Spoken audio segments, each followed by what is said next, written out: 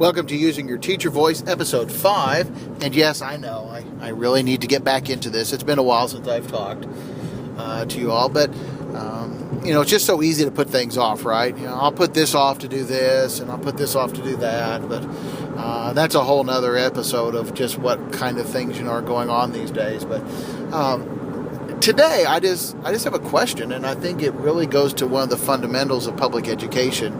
And I don't really have an answer, and I don't know if it's an easy answer even to find. But coming home tonight in the car, listening to the public radio station, our local public radio station, they were having their fall membership drive. And the goal this year, during their fall membership drive, was to raise enough money that they didn't have to do a spring fundraiser, a spring fund member drive. And they made two comments today during their telecast that really kind of got me thinking and drawing some comparisons between public radio and public education. The first was, they asked what was the price of public radio. So they said that how many activities do you belong to that you get to participate in, enjoy, utilize, without paying first. Many of the activities and clubs and organizations and sports and events that you participate in or you go to all require something in advance. It's a ticket, it's a membership fee, it's a dues, it's something. Public radio, of course, doesn't. They just ask people to become members. And so then they went on to say, what is it worth to you? What is that worth?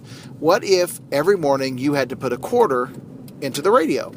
And they talked about how a quarter a day would be between their two most popular giving levels. And that kind of got me started thinking a little bit about that, because have we ever put a price or valued public education? Do we know what the value of a public education is? Can we put a price on that? I taught for 8 years in a private Catholic school. This was a tuition-based school, and the parents wrote a check each year for their students to go there. And when I moved back to public school, to teach at public school, people always asked me, what was it like? How much different was it? Why do they always do better? And I was like, well, part of it is, I said, we're not doing anything different in public education than they're doing. Same text, same lesson plan, same standards, a lot of the same activities. I said, but there, the students have certain expectations put on them because their parents have made an investment. Their parents have put up money, and their parents expect to see results. They also put pressure on and expect results from the school and the teachers because they've paid for a service. It's kind of like complaining about a free meal. You didn't pay anything for that meal, so how can you really complain about it, right? Same thing there, that these parents have put up money, and when their students weren't performing up to what the parents expected, the parents were involved. They started looking for ways to remedy that, be it resources, be it extra involvement, monitoring their students, whatever. They were engaged. And because they were engaged, they were very aware, and they were able to have certain expectations. And they knew what to do to get those expectations. Thinking about public school, is there a price that you can put on it? Is there a value? Can you say, this is what this is worth? And then the question becomes, how do you get that payment?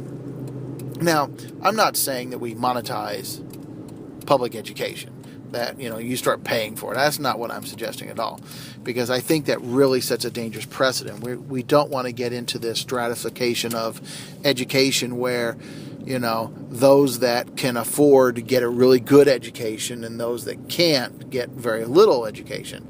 I think that's a very dangerous precedent and not the road that we want to go down. But are there things that we can ask from our parents that would be investments in the school? Time, a certain sort of expectation from them? Is there something that we want them to do in return for what we do for their children? And then, does that make them more invested in the school?